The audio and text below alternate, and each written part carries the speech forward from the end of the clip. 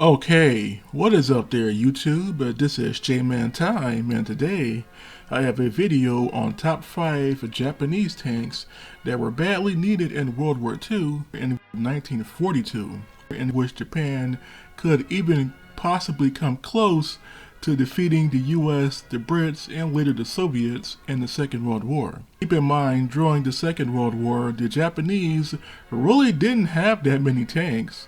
Throughout the course of 1939 to 1945, the Japanese only produced about 10 to 15,000 tanks and tank-like armored fighting vehicles at any given point during the war. This was largely due to the fact that the Japanese reallocated most of their steel to ship and aircraft production during the war, as the Japanese Navy and Air Force were seen as more important than the Japanese Army.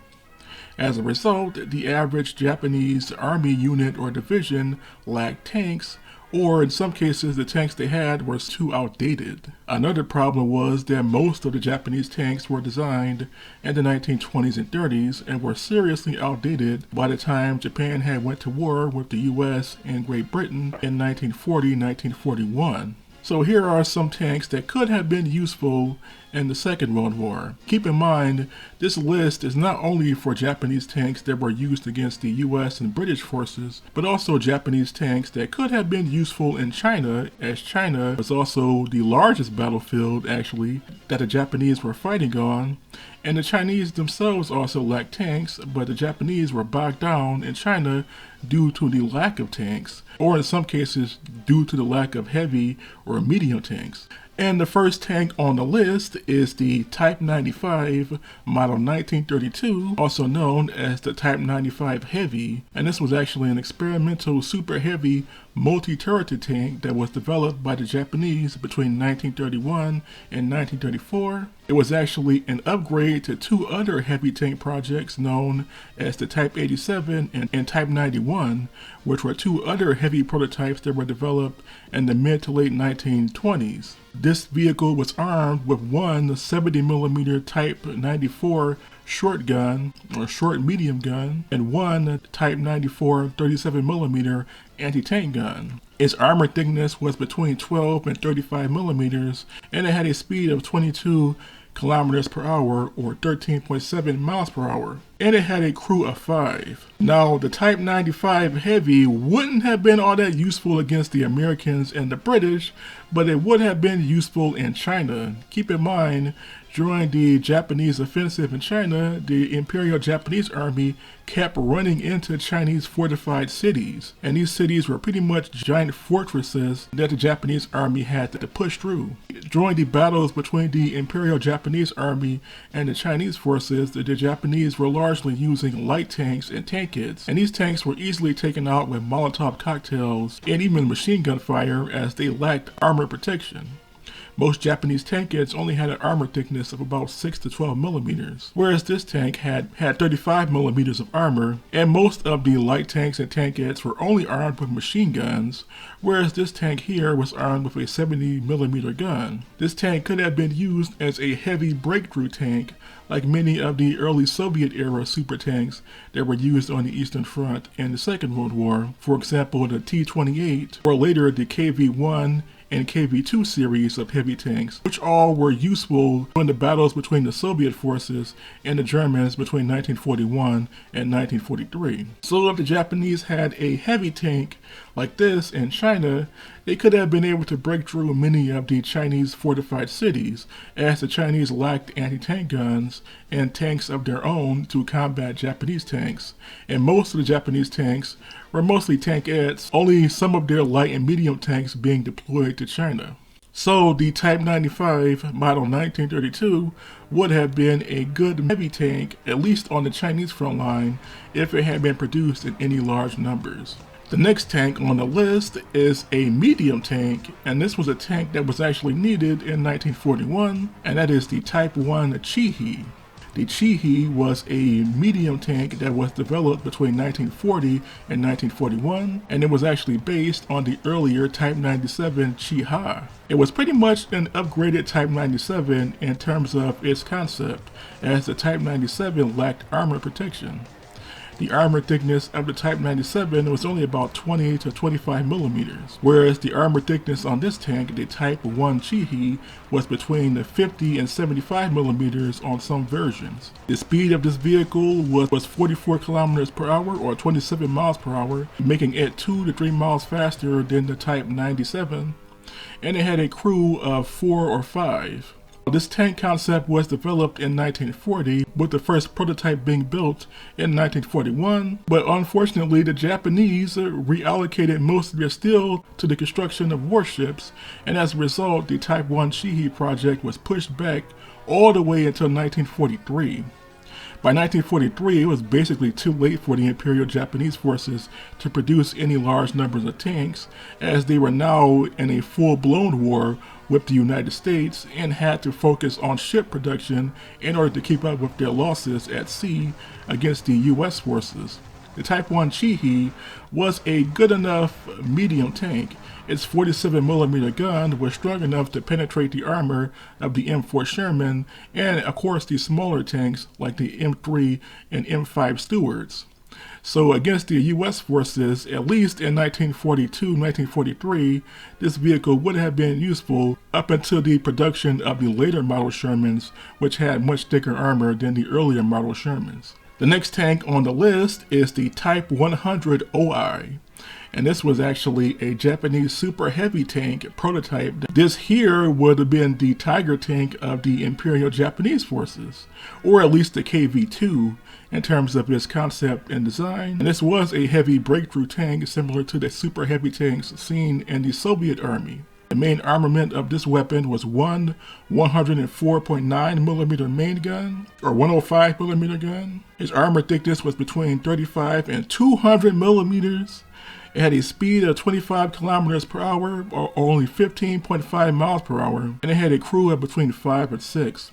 Only one prototype of the Type 100 OI was produced, and this tank pretty much disappeared. It is theorized that the single prototype was deployed in China during the Soviet invasion of China in 1945. It is theorized that the Soviets might have destroyed this tank, or the vehicle might have been abandoned and was simply sold for scrap after the war. But if the Japanese had put the Type 100 OI into production, they could have at least produced a few hundred of these tanks if they wanted to, and these vehicles would have been very useful, especially in China.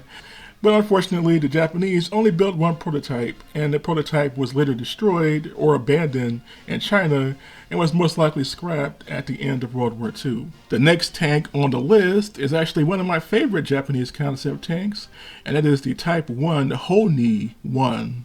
And this was an experimental or limited production self-propelled tank destroyer that was built in May or June of 1941. This here was built on the Type 97 chassis, and it was rebuilt into a self-propelled tank destroyer, similarly to what the Italians would have in their Sigma Venti tank destroyers that were used by the Italians later on between 1942 and 1943. The main armament was one 75mm Type 90 field gun, being used as both an anti-tank weapon and an anti-infantry weapon.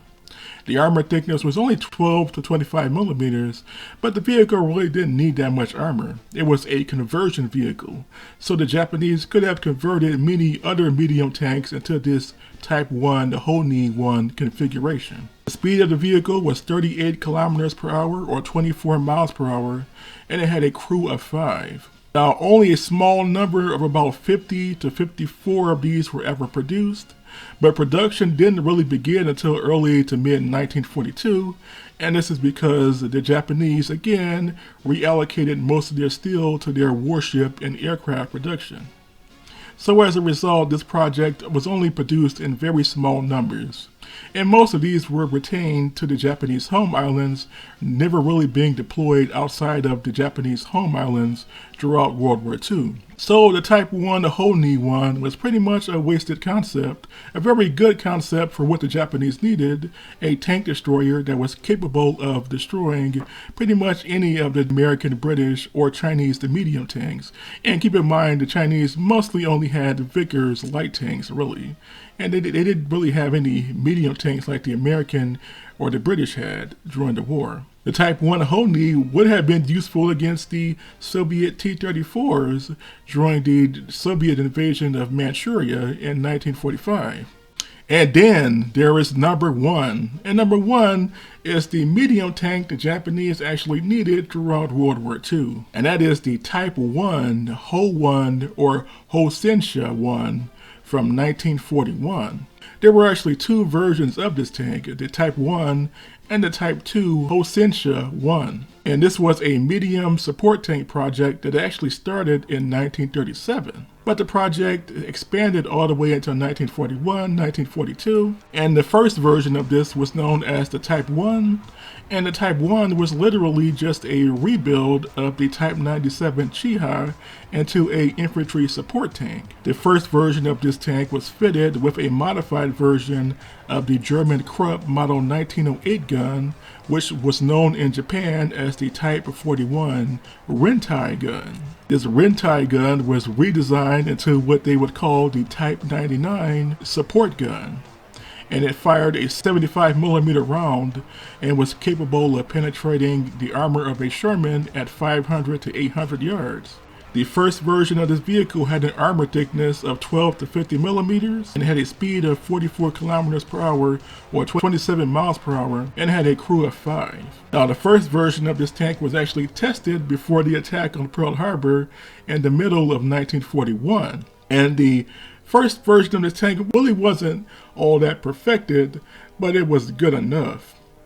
Later on, the Japanese would build a second prototype known as the Type 2 Honsha or Hoi tank. The second version had a slightly more powerful 75mm Type 99 main gun and was capable of punching through the armor of a Sherman tank at 800 yards. It had a slightly increased armor thickness of between 25 and 50 millimeters, but had the same speed and crew capacity. Both of these tank prototypes were put on hold all the way until 1944 pretty much. It took the Japanese until 1944 to produce just 31 of these tanks in total. And all of these tanks were retained to the Japanese home islands and were never used in combat against the US forces. So the Type 1 Honsha 1 was pretty much the tank that the Japanese were looking for at the start of the war between the US, Britain, and Japan. The Japanese didn't really have a tank that could really defeat the armor of the M4 Sherman and some of the later British tanks that were used in the Pacific theater, and especially the Soviet tanks that were used in 1945, like the T-34 or the KV-1 or any of the self-propelled guns. And this is largely because most of the Japanese tanks were just Type 95 Hagos and Type 97 Chihis, which only had a 37 and 47mm gun. The Chihi could penetrate the armor of the Sherman from the side and back, but that was pretty much it. And most of these engagements between the Japanese and American and British and Soviet tank crews happened at very close ranges. So at close range, the Type 97 was basically toast, and especially all of the other Japanese tank concepts, tanks that were being used, like the Type 95, and the older tanks that were using much smaller guns, or had no main gun at all, and were only armed with machine guns. But the Type 1 and its upgraded version, the Type 2, would have been very useful, at least at ranges of up to 800 yards. But the Japanese never took the Type 1 and Type 2 too seriously, as they were focusing more on their Air Force and Navy, and as a result, these projects never made it past the prototype stage, and only 31 experimental vehicles were ever built. And that's basically it. These were the 5 Japanese tanks that could have been useful and were actually badly needed in World War II before the year 1942, or at least by the year 1942. So which of these tanks were your favorite? My favorite is obviously the Type 1, the Honi one, as that was pretty much a tank destroyer, which is pretty much the point of this list. So what do you all think of these vehicles? Please tell me in the comment section below, and until next time, this was J-Man Time, signing off.